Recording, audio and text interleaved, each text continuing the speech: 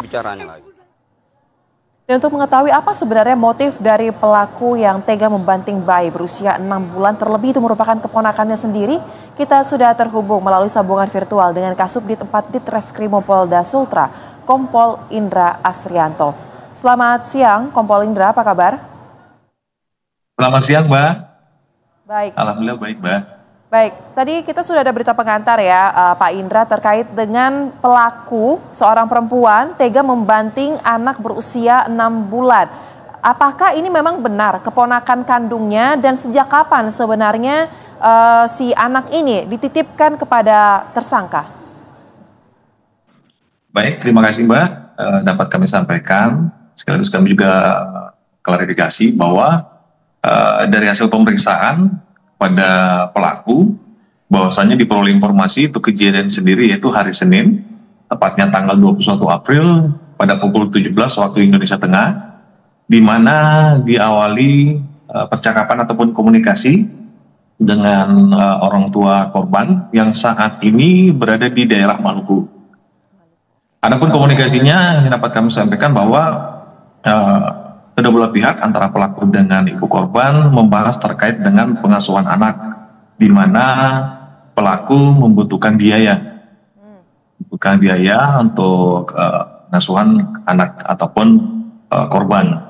Untuk kemudian setelah berkomunikasi, ternyata dari orang tua korban belum dapat mengakomodir. Hal ini yang menyebabkan pelaku menimbulkan rasa marah yang ketersinggungan ataupun kesal, sehingga yang bersangkutan melakukan kekerasan terhadap anak, penganiayaan dengan cara membanting seperti yang tengah viral saat ini.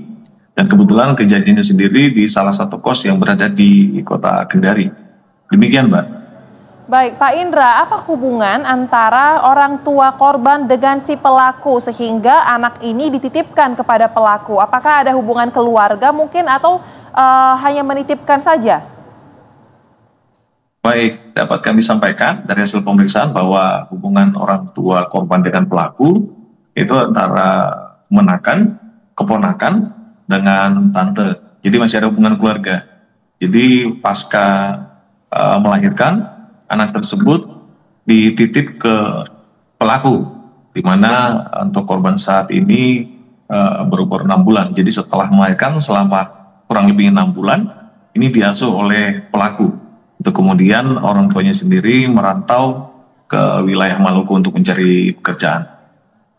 Baik, selama 6 bulan mengasuh bayi yang baru saja lahir hingga akhirnya viral kasus ini, apakah sebenarnya permintaan terkait dana tersebut baru saja terungkap atau memang ini merupakan uang ataupun kesepakatan yang tidak terjadi dalam beberapa bulan sehingga akhirnya anak ini menjadi sasaran pelampiasan amarah dari si tersangka ini, Pak?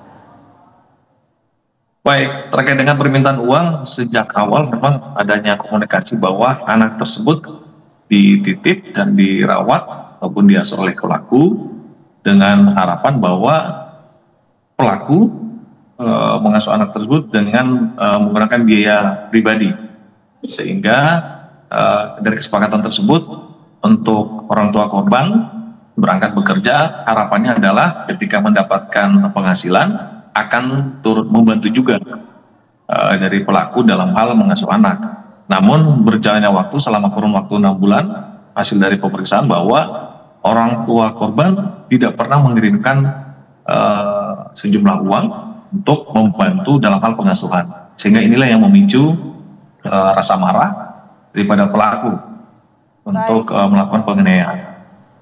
Baik. Lantas si tersangka ini pekerjaan sehari-harinya apa, Pak? Lantas di dalam video itu juga kita bisa melihat ya, ada sosok laki-laki yang berbaju hitam. Nah, ini siapa sebenarnya?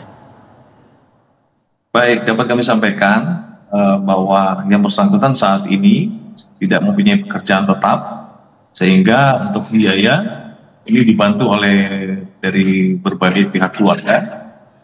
Kemudian untuk sosok laki-laki yang ada dalam video ini adalah adik dari pelaku, di mana pelaku dengan adik pelaku sendiri tinggal dalam satu kos yang sama. Jadi bukan hanya pelaku, tapi adik pelaku juga melakukan pengasuhan. Seperti yang kita lihat ataupun video yang tengah viral, bahwa ketika melakukan penganiayaan, anak tersebut sedang digendong oleh adik pelaku, yang dimana di sini adik pelaku melakukan pengasuhan, jadi tidak terus serta melakukan perbuatan tersebut, Mbak. Baik. Kemudian terkait dengan kasus ini sendiri, statusnya sudah seperti apa, Pak? Masih di penyelidikan atau sudah di penyidikan? Dan saksi mana saja yang sudah digali keterangannya untuk perihal soal ini? Baik, terkait dengan proses penyidikan sendiri, kami sudah melakukan pemeriksaan sebanyak 2 saksi. Kemudian juga kami juga sudah meminta dokter forensik untuk melaksanakan observasi, di mana insya Allah mungkin 2 hari ke depan sudah keluar hasilnya.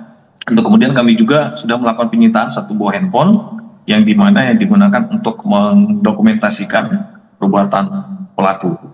Kemudian alhamdulillah kemarin dari penyidik dan berkat kerjasama dari semua pihak, kami sudah menetapkan tersangka terhadap pelaku berdasarkan 2 alat bukti. Baik, Pak Indra, terakhir, selain melakukan kekerasan terhadap anak di bawah umur 6 bulan, ini pelaku juga katanya kan terbukti mengkonsumsi obat-obatan terlarang. Lantas, seperti apa ancaman hukuman yang menanti terhadap tersangka? Baik, terkait dengan yang bersangkutan, sudah dilakukan cek urin dan itu memang hasilnya positif. Yang bersangkutan diduga kuat mengkonsumsi narkotika jenis sabu, dan ini juga sesuai dengan hasil pemeriksaan bahwa memang yang bersangkutan beberapa sebelumnya sudah menggunakan narkotika jenis sabu. Dan terkait dengan itu, penyidik narkoba juga sudah melakukan penyelidikan atau pengembangan terkait dengan informasi yang diperoleh.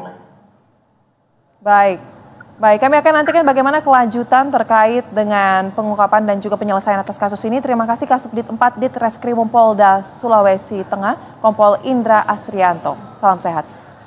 Baik, terima kasih Mbak. Sama-sama.